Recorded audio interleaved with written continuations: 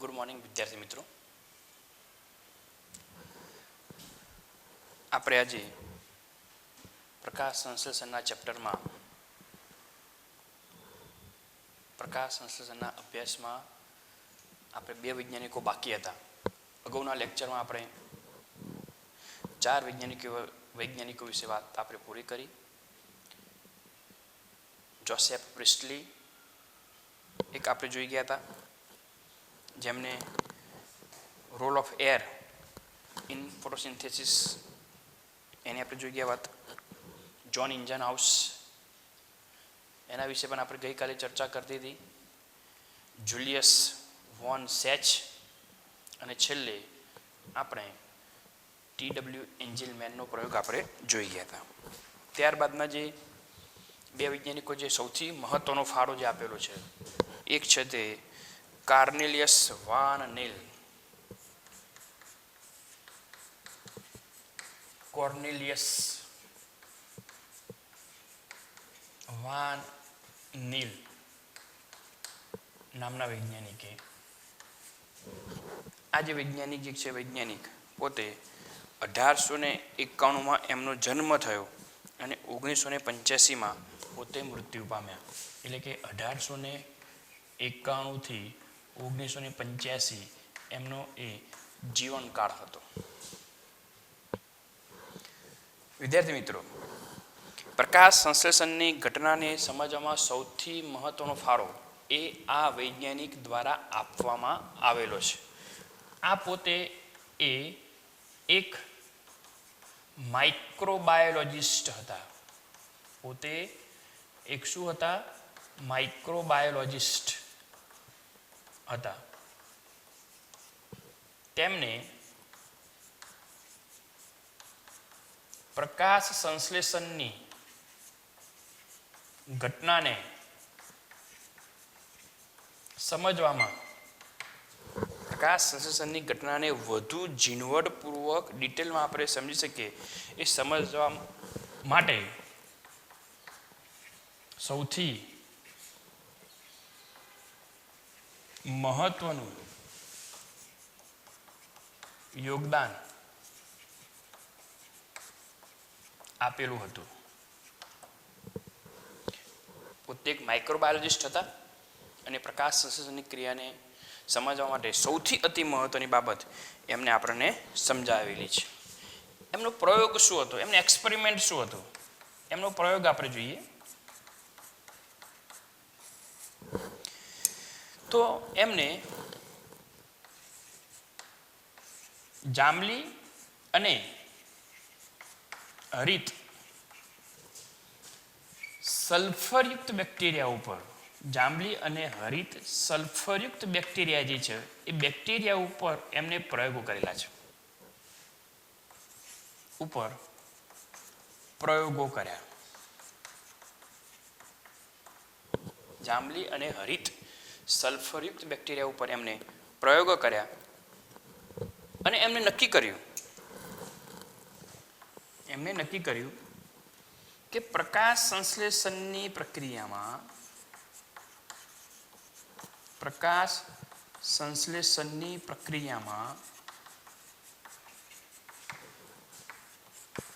પ્રકાશની હાજરી, present of sunlight, પ્રકાશની હાજરી અનિવાર્ય છે. પ્રકાશની હાજરી વગર કદાપી પ્રકાશ સંશ્લેષણ થઈ શકશે નહીં એવું સમજાવનાર વૈજ્ઞાનિક પણ એક કાર્નેલિયસ વાન નીલ હતા. જ્હોન ઇન્જનહાઉસે પણ વાત કરી હતી કે પ્રકાશની હાજરી એ ખૂબ મહત્વની છે. આમને હજી પ્રકાશની હાજરી તો અનિવાર્ય છે તો એમને ટેકો આપ્યો જ, પરંતુ સાથે સાથે એમને એક સૌથી અગત્યની બાબત એમને નક્કી કરી કે ભાઈ પ્રકાશ સંશ્લેષણની પ્રક્રિયામાં પ્રકાશની હાજરી અનિવાર્ય તો છે જ. આ ઉપરાંત એમને એક સૌથી મહત્વની બાબત આપણને વાત કરી કે પ્રકાશ સંશ્લેષણની પ્રક્રિયામાં ઓક્સિડાઇઝેબલ સંયોજનમાંથી, યાદ રાખજો, ઓક્સિડાઇઝેબલ સંયોજનમાંથી મળેલ હાઇડ્રોજન એ CO2 નું રિડક્શન કરી કાર્બોદિત એટલે કે ગ્લુકોઝ ના નિર્માણમાં વપરાય છે. ઓક્સિડાઇઝેબલ સંયોજનમાંથી મળેલ હાઇડ્રોજન એ CO2 નું રિડક્શન કરી કાર્બોદિત એટલે કે ગ્લુકોઝના નિર્માણમાં વપરાય છે. આ વાક્ય ખૂબ અતિ મહત્વનું છે મિત્રો. હવે આપણે અગાઉ જોઈ ગયા, સમજો, અગાઉ આપણે જોઈ ગયા TW એન્જલમેનના સમયમાં, TW એન્જલમેનનો પ્રયોગ આપણે જોઈ ગયા માં CO2 + H2 પ્રકાશની હાજરીમાં હરિત દ્રવ્યની મદદથી શું બનશે? CH2O(N) + O2. એ આપણે અગાઉ જોઈ ગયા. તો અહીંયા આ જે બન્યું છે, શું બન્યું છે મિત્રો? તો કાર્બોદિત બન્યું. આ જે છે તે કાર્બોદિત છે, એટલે કે ગ્લુકોઝ કાર્બોદિત તરીકે આપણે હાલ કાર્બોદિત તરીકે આપણે એનું રાખીએ. આમને એવું કીધું કે ભાઈ ઓક્સિડાઇઝેબલ સંયોજનમાંથી મળેલ હાઇડ્રોજન એ CO2 નું રિડક્શન કરી કાર્બોદિતના નિર્માણમાં ઓક્સિડાઇઝેબલ એબલ ટુ ઓક્સિજન. અહીંયા બે સંયોજનો છે ઓક્સિડાઇઝેબલ સંયોજનમાં, CO2 + H2. પણ આ બેમાંથી કોનું વિઘટન થશે તો આપણને હાઇડ્રોજન મળશે? તમે સારી રીતે જાણો છો કે ભાઈ H2O જે છે એ H2O નું એ ઓક્સિડેશન થાય તો આપણને એમાંથી એ 2H+ આપણને શું મળશે? O2 મળશે, ઓક્સિજન મળશે, O2 મળશે, પણ 1/2 O2 મળશે. શું મળશે? 1/2 O2 પ્લસ 2 ઇલેક્ટ્રોન પણ મળશે. પણ આપણે જનરલી આપણે ચર્ચા કરીએ કે જો H2O જે છે એ H2O નું ઓક્સિડેશન થાય તો H2 નું ઓક્સિડેશન થવાથી આપણને O2 પ્રાપ્ત થાય. આ જે CO2 જે છે એ CO2 પણ ઓક્સિડાઇઝેબલ સંયોજન છે. શું એમાંથી આપણને O2 પ્રાપ્ત થાય છે?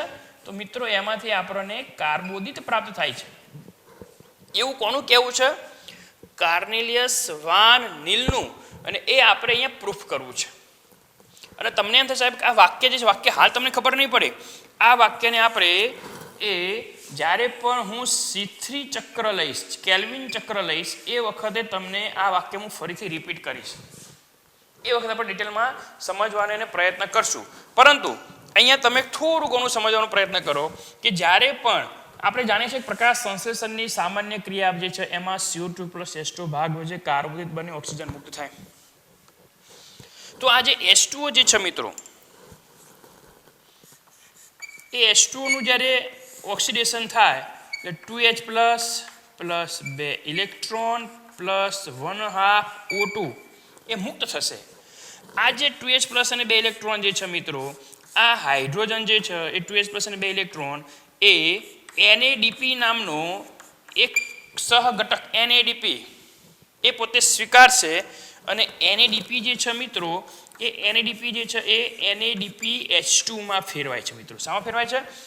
NADPH2, reduce nicotinamide adenine dinucleotide phosphate.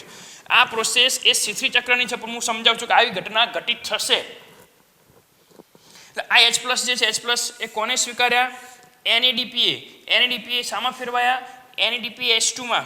આ NADPH2 મિત્રો C3 ચક્ર જ્યારે આપણું ચાલશે, જ્યારે આપણે C3 ચક્રની આપણે ચર્ચા કરશું ત્યારે C3 ચક્રમાં તે CO2 નું રિડક્શન કરશે. CO2 નું રિડક્શન કરી અને પોતે C6H12O2 નું નિર્માણ કરશે. C6H12O6 નું નિર્માણ કરશે. કોનું નિર્માણ કરશે? C6H12O6. એનો મતલબ શું થયો કે ઓક્સિડાઇઝેબલ સંયોજન હતું. ઓક્સિડાઇઝેબલ સંયોજન એ H2 પણ હતું અને CO2 પણ હતું. પણ CO2 નું ઓક્સિડેશન થાય તો આપણને H+ મળે નહીં. તો અહીંયા ઓક્સિડાઇઝેબલ સંયોજન કયું થયું?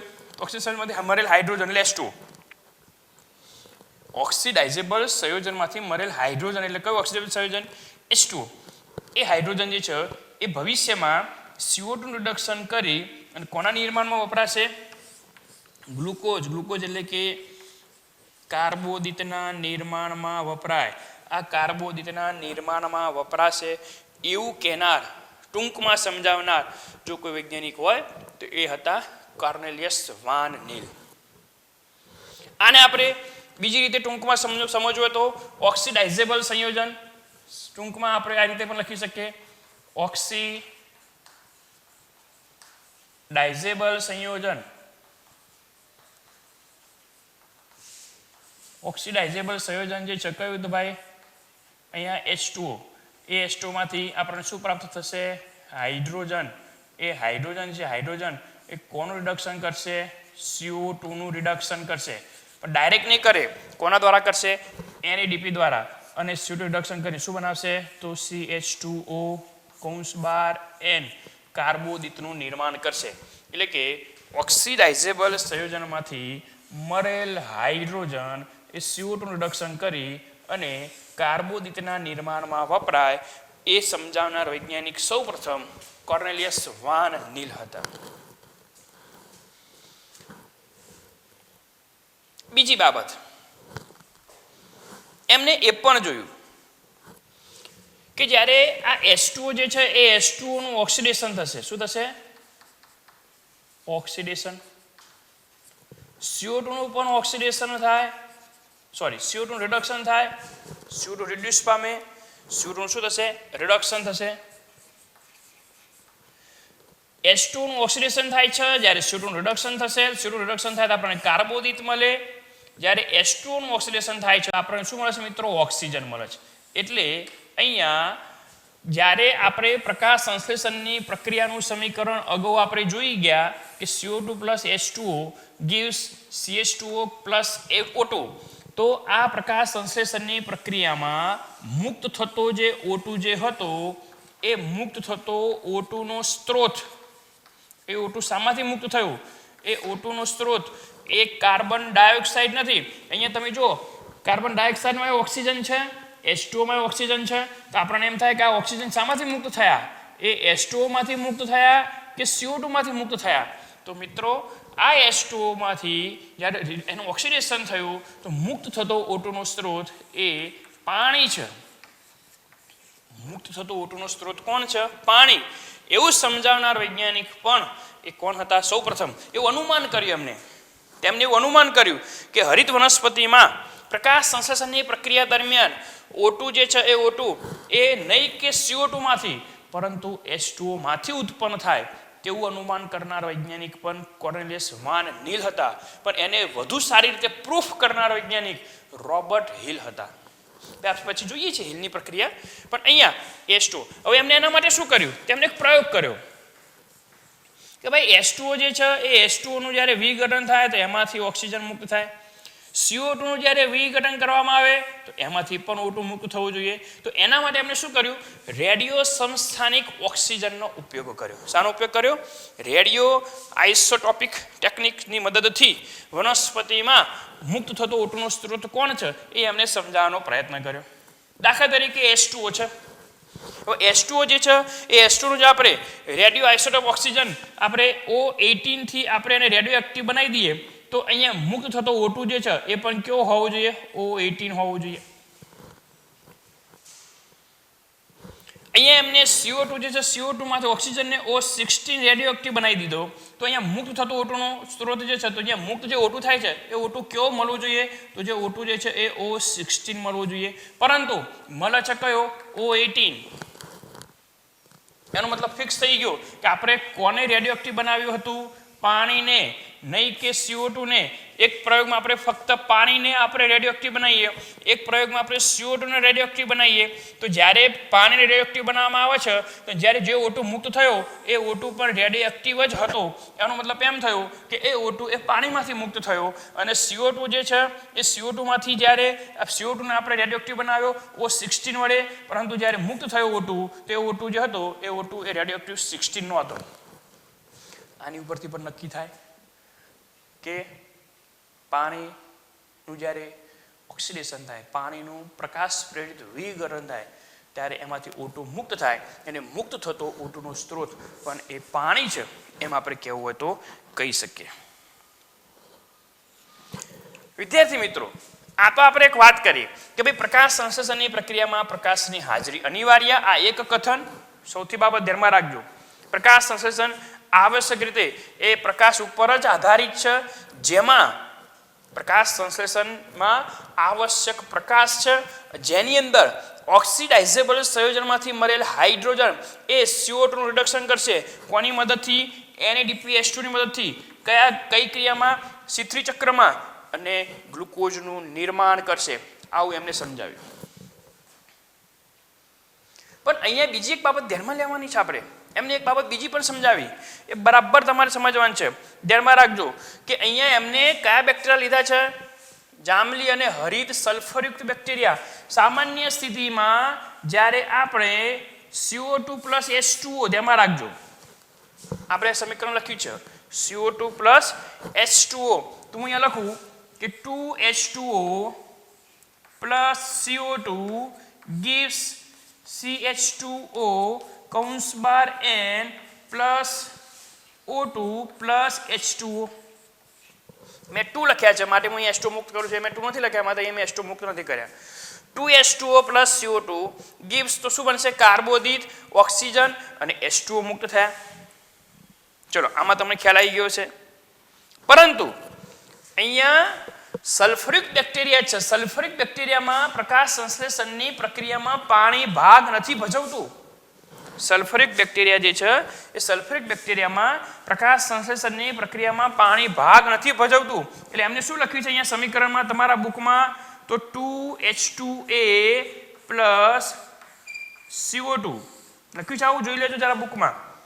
2H2A + CO2 સૂર્યપ્રકાશની હાજરીમાં, એટલે કે પ્રકાશની હાજરીમાં હરિત દ્રવ્ય જે છે, હરિત દ્રવ્ય ક્લોરોફિલની મદદથી આ જાંબલી અને હરિત બેક્ટેરિયામાં H2O ભાગ નથી ભજવતા. એમાં કોણ ભાગ ભજવે છે?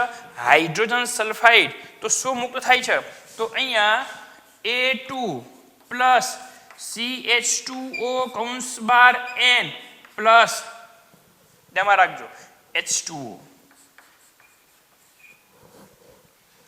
2H2A + CO2 સૂર્યપ્રકાશની હાજરીમાં હરિતદ્રવ્યની મદદથી, તો A2 + CH2O (N) + H2. આવી ઘટના જે છે, આવી ઘટના તમારા બુકમાં એક સમીકરણ લખેલું. મિત્રો, આપણને સમજવાનું છે what is meaning of A. એ શું કહેવા માંગે છે? તમને એમ થશે અહીંયા તમે એક બાજુ હાઇડ્રોજન સલ્ફાઇડ બોલો છો, એક બાજુ તમે એ બોલો છો. અહીંયા એ તરીકે કોઈ બી કમ્પાઉન્ડ હોઈ શકે. એ તરીકે હોઈ શકે, કાં તો ઓક્સિજન હોઈ શકે તો H2O થઈ જશે. એ તરીકે શું હોઈ શકે? કાં તો સલ્ફર હોઈ શકે તો H2S થઈ જશે. તો સામાન્ય રીતે આપણે જોવા જઈએ મિત્રો, તો ધ્યાનમાં રાખશો, સામાન્ય રીતે જેટલા પણ હરિત વનસ્પતિઓ કરી, લીલી વનસ્પતિઓ, સામાન્ય રીતે હરિત વનસ્પતિઓ અને BGA, તમારા માટે નવો શબ્દ નથી, BGA બ્લુ ગ્રીન આલ્ગી, નીલ હરિત લીલમાં. સામાન્ય રીતે હરિત વનસ્પતિ અને બ્લુ ગ્રીન આલ્ગી એટલે કે નીલ હરિત લીલમાં H2O એ હાઇડ્રોજનનો દાતા છે. H2O એ હાઇડ્રોજનનો દાતા છે. જ્યારે અહીંયા કોણ દાતા છે? હાઇડ્રોજનનો દાતા H2S. ત્યાં આગળ કયો દાતા છે? અહીંયા કયો દાતા છે? H2O. અહીંયા કયો દાતા છે? H2S. કારણ કે બેક્ટેરિયામાં પ્રકાશ સંશ્લેષણની પ્રક્રિયામાં H2O નહીં પણ H2S ભાગ ભજવે છે. તો H2S નું વિઘટન થાય અને એમાંથી હાઇડ્રોજન મુક્ત થાય, અને મુક્ત થતો હાઇડ્રોજન જે છે એ CO નું રિડક્શન કરી અને કાર્બોદિતનું નિર્માણ કરશે. એટલે અહીંયા સામાન્ય રીતે જે હરિત વનસ્પતિ, આપણી આસપાસ જેટલી લીલી વનસ્પતિ છે અથવા તો બ્લુ ગ્રીન આલ્ગી જે છે એની અંદર સામાન્ય રીતે H2 હાઇડ્રોજન દાતા છે. એટલા માટે તેમાંથી O2 ઓક્સિડાઇઝ થાય, એટલે કે મુક્ત થાય, ઓક્સિડેશન થાય, ઓક્સિડાઇઝ થાય.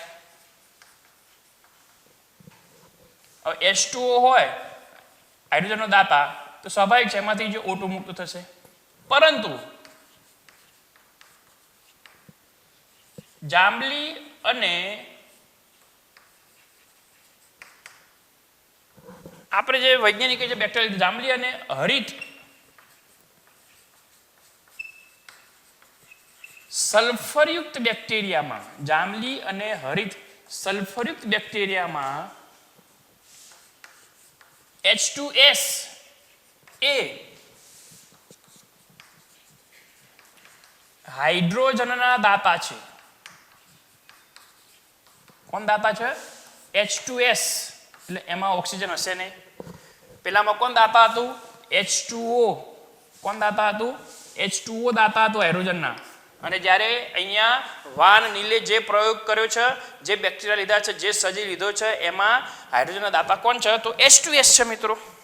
તો H2S હોય તો સ્વાભાવિક છે તેમાંથી ઓક્સિજન તો નહીં હોય ને આમાં ઓક્સિજન, એમાંથી શું ઓક્સિડાઇઝ થશે? સલ્ફર ઓક્સિડાઇઝ થશે. શું ઓક્સિડાઇઝ થશે? સલ્ફર ઓક્સિડાઇઝ થાય. એટલે કે આમાંથી O2 મુક્ત નહીં થાય. એટલે તમે આ સમીકરણમાં જુઓ મિત્રો, 2H2A, હું આ એની જગ્યાએ સલ્ફર લખી નાખું. ચલો આપણે સલ્ફર લખી નાખીએ. 2H2S પ્લસ CO2 પ્રકાશની હાજરીમાં હરિત દ્રવ્યની મદદથી S2 સલ્ફર પ્લસ કાર્બોદિત CH2O કૌંસ બાર N પ્લસ શું ઉત્પન્ન થશે? તો અહીંયા H2O પાણી તો મળશે, પાણીનો એક અણુ આપણને પ્રાપ્ત થાય છે, પણ અહીંયા પાણી વપરાતું નથી. વપરાય છે શું?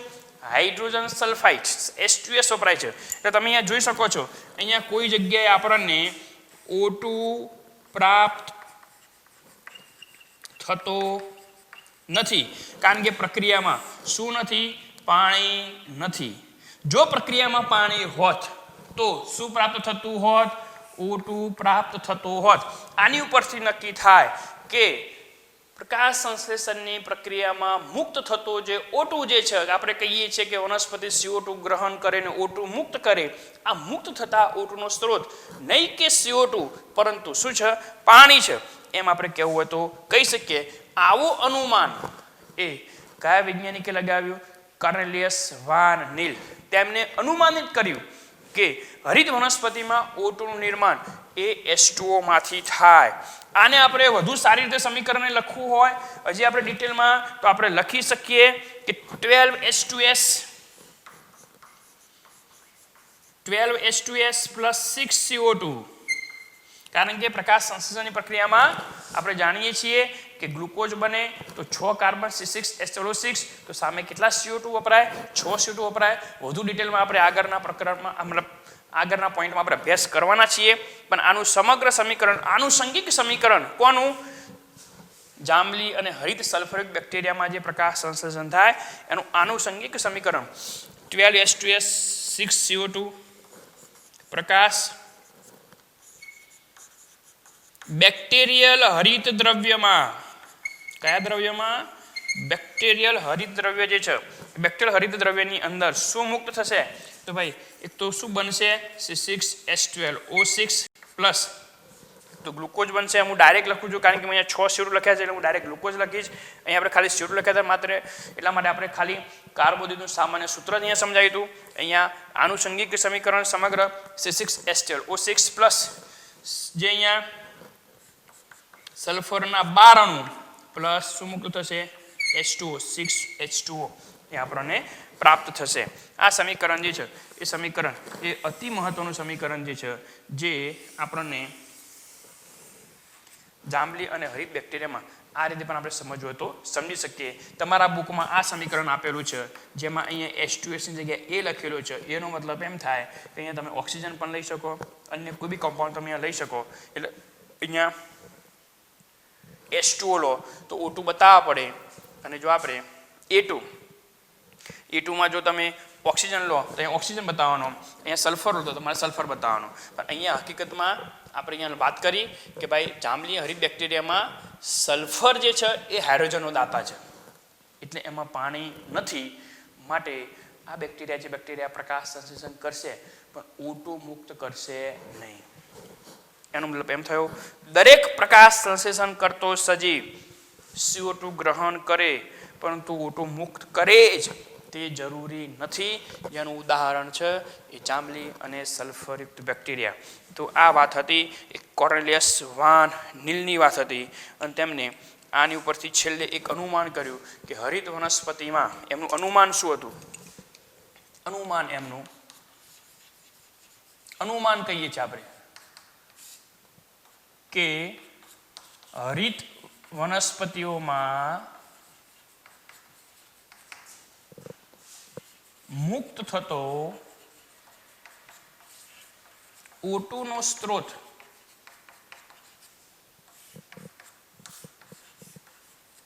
H2O છે, નહીં કે CO2. આ બાબતને ધ્યાનમાં રાખવાનું.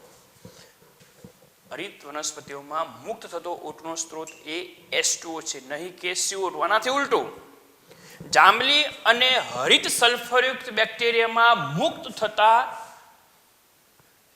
આમાં જાણીએ છીએ આમાં O2 મુક્ત થતો જ નથી, પણ આપણે કહી શકીએ ભાઈ એમાં જાંબલી અને હરિત બેક્ટેરિયામાં O2 મુક્ત થતા નથી કારણ કે એમાં પ્રક્રિયક તરીકે H2O ભાગ ભજવતા નથી. ક્લિયર? આટલા સુધી અપેક્ષા રાખું તમને ખ્યાલ આવી ગયો છે. એક વખત આ આખા બોર્ડમાં લખેલી બધી જ માહિતી જે છે એ માહિતીનો તમે સ્ક્રીનશોટ પાડી અને તમે એને વ્યવસ્થિત રીતે બુકમાંથી વાંચી લેશો. થોડું ડિટેલમાં સમજાવવાનો પ્રયત્ન કર્યો છે. જો કંઈ પણ ખ્યાલ ના આવે તો એટ અ ટાઈમ તમે મને મેસેજ દ્વારા કે ફોન દ્વારા તમે મને કોન્ટેક્ટ કરી શકશો. પણ મહેરબાની કરી ખૂબ સારી રીતે આ પોઈન્ટને તમે તૈયાર કરશો. આના પછીના આપણે પોઈન્ટ લઈએ છીએ રોબર્ટ હિલ. વિદ્યાર્થી મિત્રો, કાર્નેલિયસ વાન નીલ પછી અંતિમ સૌથી ખૂબ સારી રીતે સમજાવનાર અને એક ચોક્કસ પ્રયોગો આધારે પ્રૂફ કરનાર છેલ્લે વૈજ્ઞાનિક જેને આપણે કહીએ છીએ રોબર્ટ હિલ. વિદ્યાર્થી મિત્રો, રોબર્ટ હિલ નામના વૈજ્ઞાનિક જે છે એમને પ્રકાશ પ્રક્રિયા ઉપર વધુ ફોકસ કરેલું છે. આપણે જોઈશું આગળ. સામાન્ય સ્થિતિમાં આપણે જોવા જઈએ મિત્રો તો જે પ્રકાશ સંશ્લેષણની જે પ્રક્રિયા જે હોય ધ્યાનમાં રાખજો. ખાલી એક સમજણ માટે પ્રકાશ સંશ્લેષણ જે છે એ પ્રકાશ સંશ્લેષણની પ્રક્રિયાના મુખ્યત્વે બે તબક્કા. એક તબક્કો જે છે જે પ્રકાશની હાજરીમાં થાય જેને આપણે કહીશું પ્રકાશ તબક્કો. ધ્યાનમાં રાખજો, જે પ્રકાશની હાજરીમાં થાય, પ્રકાશની ગેરહાજરીમાં તબક્કો થાય નહીં. જ્યારે બીજો તબક્કો જે છે જેમાં પ્રકાશ હાજર હોય કે ગેરહાજર એનો કાંઈ ફેર નહીં પડે, એ પ્રકાશની ગેરહાજરીમાં પણ થાય માટે એને આપણે અંધકાર તબક્કો તરીકે આપણે ઓળખીશું.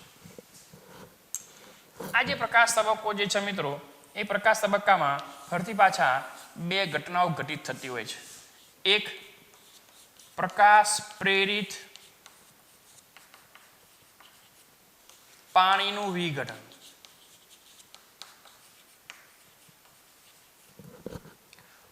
ફોટોલિસિસ ઓફ વોટર.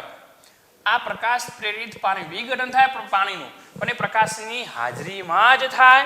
અને એ થાય તો કઈ રીતે થાય, એમાંથી કેટલા પ્રોટોન્સ મુક્ત થાય, કેટલા ક્વોન્ટમ્સ ઉત્પન્ન થાય, કેટલા ઇલેક્ટ્રોન ઉત્પન્ન થશે વગેરે માહિતી એ ખૂબ ડિટેલમાં એ આપણને રોબર્ટ હિલ નામના વૈજ્ઞાનિકે સમજાવી. માટે આપણે જે પ્રક્રિયા સમજશું જેને આપણે હિલની પ્રક્રિયા તરીકે પણ આપણે એને ઓળખીશું. આનો બીજો તબક્કો અમારી રીતે કહીએ તો ફોટોફોસ્ફોરાયલેશન. એ હાલ યાદ રાખવાનું છે ખાલી, પછી હું ડિટેલમાં સમજાવીશ. ફોટોફોસ્ફોરાયલેશન એટલે પ્રકાશની હાજરીમાં થતું ફોસ્ફોરાયલેશન એટલે ફોટોફોસ્ફોરાયલેશન. એમાં પાછા મિત્રો બે તબક્કા પડે. એક ચક્રીય ફોટોફોસ્ફોરાયલેશન આવશે અને બીજું આવશે અચક્રીય ફોટોફોસ્ફોરાયલેશન. આ જે અચક્રીય ફોટોફોસ્ફોરાયલેશન છે એની જે સિસ્ટમ જે છે થવાની એ ઝિગઝેગ ઝેડ આકારમાં છે, માટે એને ઝેડ સ્કીમ તરીકે ઓળખવામાં આવે. આ ઝેડ સ્કીમ ઉપર વધુ પડતું ફોકસ, વધુ પડતી માહિતી એ પણ હિલ નામના વૈજ્ઞાનિક રોબર્ટ હિલે આપેલી છે.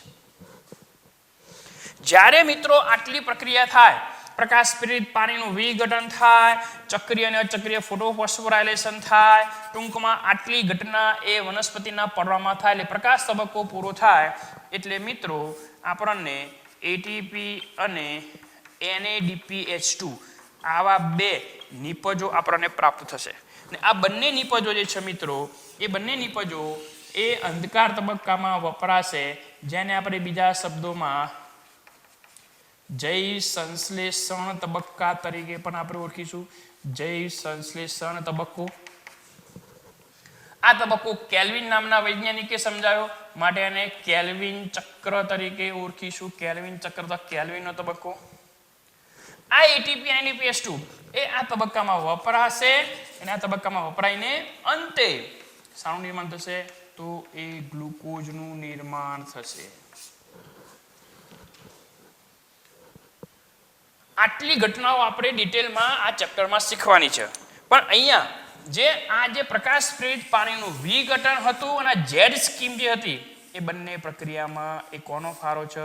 તો રોબર્ટ હિલ એનો ખૂબ મોટો ફાળો છે, જે અહીંયા એ આપણે એ સમજવાનો પ્રયત્ન કરીશું. ડિટેલમાં આપેલું છે, ડિટેલમાં આપણે પછી જોઈએ છે. એટલે અહીંયા એમને એમ કીધું કે પ્રકાશ સંશ્લેષણની પ્રક્રિયામાં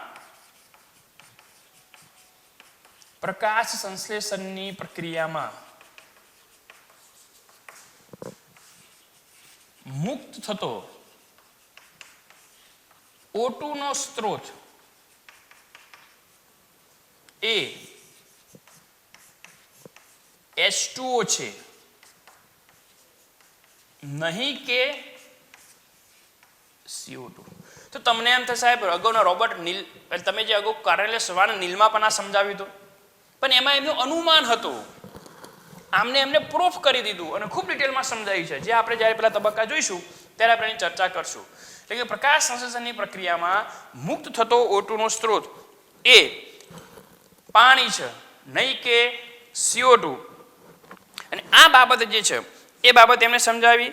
સાથે સાથે એક બાબત બીજી પણ ધ્યાનમાં રાખજો. આમ તો રોબર્ટ હિલ અને બીજા એમની સાથે બીજા એક વૈજ્ઞાનિક હતા બેન્ડલ. ધ્યાનમાં રાખજો, બીજા એક વૈજ્ઞાનિક હતા એમની સાથે બેન્ડલ. સૌથી મોટો ફાળો રોબર્ટ હિલનો છે. એમનો બીજો કયો શ્રેય જાય છે? તો એમનો બીજો એક શ્રેય જશે એક આ બાબત સિવાય. એક તો પ્રકાશ પ્રક્રિયામાં જેડ સ્કીમ અથવા તો અચક્રીય ફોટોફોસ્ફોરાયલેશન જે છે, અચક્રીય ફોટોફોસ્ફોરાયલેશન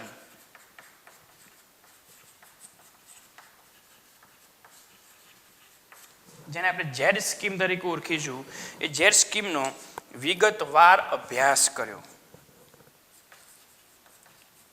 વિગતવાર ઝીણવટ પૂર્વક એમને શું કર્યો? તો એ અભ્યાસ કર્યો.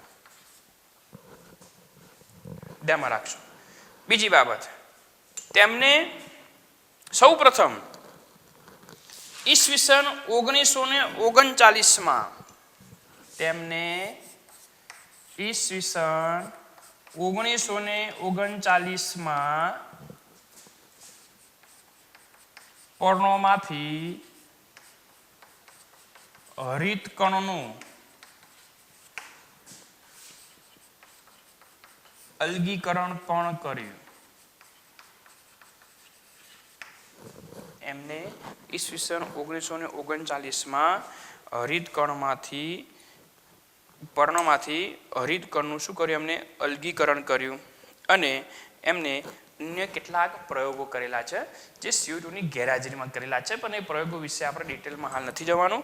તમારે આટલું બીજી બે બાબતો યાદ રાખવાની. રોબર્ટ હિલની કે ભાઈ મુક્ત થતો O2 નો સ્ત્રોત પાણી જ છે એવું સૌ પ્રથમ એ અનુમાન નીલે કરી દીધું, પણ વધુ ડિટેલમાં પ્રૂફ કોને કર્યું છે? હિલ નામના વૈજ્ઞાનિકે. અને પ્રકાશ પ્રક્રિયામાં જેડ સ્કીમ જે છે એનો વિગતવાર અભ્યાસ અને પર્ણોમાંથી હરિતકણનું અલગીકરણનો શ્રેય પણ એ આ રોબર્ટ હિલ નામના વૈજ્ઞાનિકના શિરે જાય છે. એમને કઈ રીતે નક્કી કર્યું હતું? તો આપણે અગાઉ વાત કરી હતી કે ભાઈ તેમને રેડિયો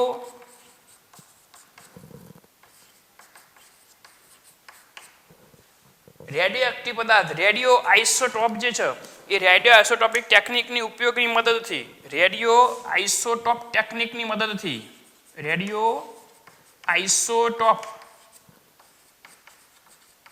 ટેકનિક ની મદદથી તેમની રેડિયો આઇસોટોપ ટેકનિકની મદદથી નક્કી કર્યું કે O2 એ H2O માંથી મુક્ત થાય અને એ ક્રિયામાં એમને મદદરૂપ થનાર બીજા 3 વૈજ્ઞાનિકો હતા રૂબેન, હાસિદ અને કામેન. આમના બીજા 3 વૈજ્ઞાનિકો રૂબેન, હાસિદ અને કામેન આ વૈજ્ઞાનિકો પણ એમને આ ક્રિયામાં મદદરૂપ થયા હતા અને એટલા માટે એવું પણ કહેવાય છે કે રૂબેન, હાસિદ અને કામેને એ રેડિયો આઇસોટોપની મદદથી એ ઓક્સિજન એ H2O માંથી જ મુક્ત થાય એવું નક્કી કર્યું. એ કોને? રૂબેન, હાસિદ અને કામેન. પણ એ આમના થ્રુ એમને નક્કી કરેલું છે. એ બાબતને તમારે ખાસ ધ્યાનમાં લેવાની છે. અને અંતે એમને પ્રકાશ સંશ્લેષણનું એક સમીકરણ આપ્યું. ધ્યાનમાં રાખજો 6CO2 આપણે અત્યાર સુધીમાં શું જોઈ ગયા હતા? ફક્ત રોબર્ટ કાર્નેસ વાન નીલ મુજબ ને એના મુજબ તો CO2 plus H2O. તો આપણે શું જોઈ ગયા હતા? CH2O (N plus O2. પરંતુ જ્યારે રોબર્ટ હિલે જ્યારે આપણને પ્રકાશપિત પાણીનું વિઘટન સમજાવ્યું ત્યારે એમને ખબર પડી કે ભાઈ પાણી અણુ તો વધારે વપરાય છે. પાણીના અણુ એ સંખ્યા નથી લખી, આપણે પાણીના અણુની સંખ્યા અગાઉ નથી દર્શાવી કારણ કે એમને ખ્યાલ જ નહોતો કેટલા પાણી અણુ વપરાશે વગેરે.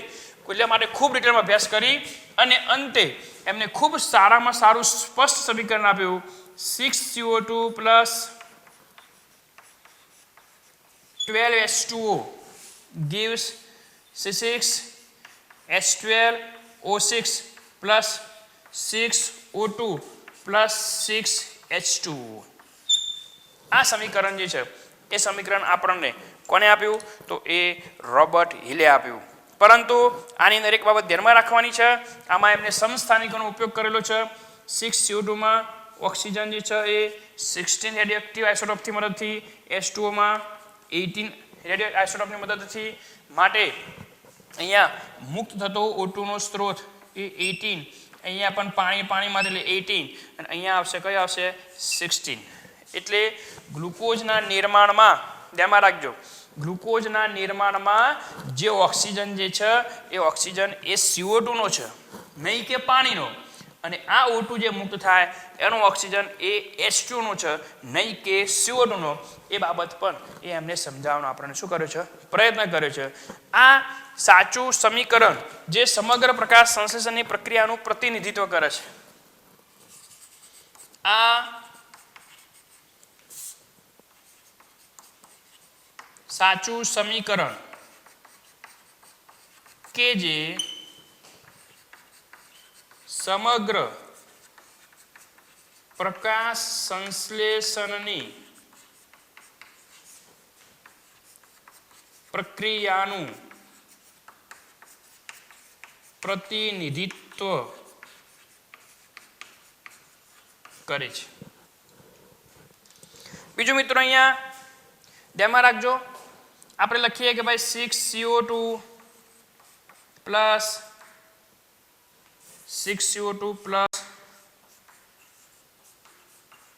12H2O gives C6H12O6 plus 6O2 અથવા તો 6H2O plus 6O2 તમે ગમે રીતે લખી શકો.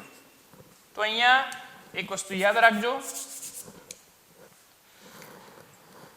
કે આ જે 6 કાર્બન જે છે 6CO2 6 કાર્બન એ ક્યાં છે? તો એ 6 કાર્બન એ અહીંયા C6 માં 6 કાર્બન છે. એટલા માટે આપણે ગ્લુકોઝમાં 6 કાર્બન હોય માટે આપણે કેટલા CO2 અણુ લઈએ છીએ? 6 CO2 ના અણુ આપણે લઈએ છીએ. એ ધ્યાનમાં રાખજો. બીજી બાબત અહીંયા ઓક્સિજન અણુ કેટલા છે? 12. તમે જોઈ શકો છો અહીંયા કેટલા ઓક્સિજન અણુઓ છે? 12 અણુઓ છે. એ 12 ઓક્સિજન અણુઓ જે છે એ 12 ઓક્સિજન અણુઓ એ અહીંયા એક ઓક્સિજન અણુ આ જે 6 છે તે CO2 ના ઓક્સિજનના 6 અણુ અને એ H2O જે છે H2O માં પણ એ જે છે એ આ ઓક્સિજનના અણુ એ એની અંદર આવી શકે. બીજી બાબત અહીંયા એ બાબત પણ તમારે ધ્યાનમાં રાખવાની છે. ખાસ કરીને હું ઓક્સિજનના અણુની વાત કરું છું એટલા માટે અહીંયા એક આપણે અહીંયા ભૂલ થઈ ગઈ છે. અહીંયા શું ભૂલ થઈ કે અહીંયા એક ભૂલ એવી થઈ છે કે અહીંયા H2O જે છે H2O માં ઓક્સિજન અણુ એટલે અહીંયા C18 ને પણ કયો છે 16 કારણ કે CO2 ના 16 અહીંયા છે. H2O માં જો ઓક્સિજન જે છે ઓક્સિજન એ કાર્બન ડાયોક્સાઇડ ના છે એટલે 18 નહીં આવે 18 એક જ ખાલી આ ઓક્સિજન ના છે બાકી અહીંયા કઈ આવશે 16 એટલે અહીંયા ક્લિયર થઈ જશે બે ક્રોસ થશે બાબત. ચલો તો અહીંયા જે છે એ ક્લિયર થઈ ગયું.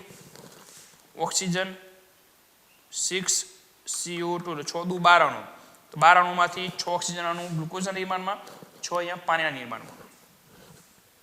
ક્લિયર. ચલો આ જે તમને જે દેખાય છે તે પાણીના ઓક્સિજનના અણુ જે છે તે કેટલા છે 12 પરમાણુ. તો 12 પરમાણુ જે છે 12 પરમાણુ અહીંયા 6 દુ 12 12 પરમાણુ થઈ ગયા. અને તમને હાઇડ્રોજન દેખાતા હશે કેટલા છે તો 12 દુ ને 24 તો 24 હાઇડ્રોજન જે છે 24 હાઇડ્રોજન મિત્રો એ અહીંયા જો એક આ 12 હાઇડ્રોજન 12 પરમાણુ અને આ 6 દુ 12 બીજા. તો અહીંયા આ બાબતને પણ તમારે ધ્યાનમાં રાખવાની કે કયા પરમાણુઓ એ કઈ નિપજના નિર્માણમાં ભાગ લે. આ પણ ક્લિયર થઈ ગયું છે. CO2 માંથી 16 તો એક અહીંયા કારણ કે અહીંયા દર્શાવ્યું છે 16 અને અહીંયા 16. પાણીનો રહેલો ઓક્સિજન ફક્ત O2 ના નિર્માણમાં જ ભાગ લે છે બાકીનામાં ઓક્સિજન જે છે એ કાર્બન ડાયોક્સાઇડના છે. એ પણ આપણે કહેવું તો કહી શકીએ. તો આ વાત હતી એ રોબર્ટ હિલ નામના વૈજ્ઞાનિકે સમજાવેલી બાબત. ટૂંકમાં રોબર્ટ હિલે આપણને પ્રકાશ પ્રેરિત પાણીનું વિઘટન ખૂબ સારી રીતે સમજાવવાનો પ્રયત્ન કર્યો છે. અને મિત્રો તમારી જાણ ખાતર કહી દઉં આ પ્રક્રિયાને આપણે અલગથી સમજીએ છીએ બાકી આ પ્રક્રિયા એ ચક્રીય ફોટોફોસ્ફોરાયલેશનમાં જ થાય છે. ઝેડ સ્કીમમાં જ થાય છે. ઝેડ સ્કીમમાં થતી હોવાથી એનો ફાળો એનો જે શ્રેય જે છે એ રોબર્ટ હિલના સિરે જાય છે. અને એમને 1939માં પર્ણોમાંથી હરિત કણનું પણ વર્ગીકરણ કર્યું રેડિયોઆઇસોટોપની ટેકનિકની મદદથી.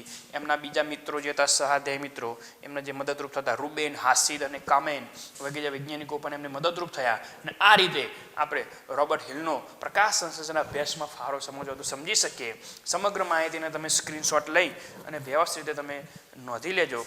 બરાબર. તો અહીંયા પ્રકાશ સંશ્લેષણની પ્રક્રિયાના અભ્યાસમાં વૈજ્ઞાનિકોનો જે ફાળો જે છે એનો પોઈન્ટ આપણે અહીંયા પૂરો કરીએ છીએ. અસ્તુ.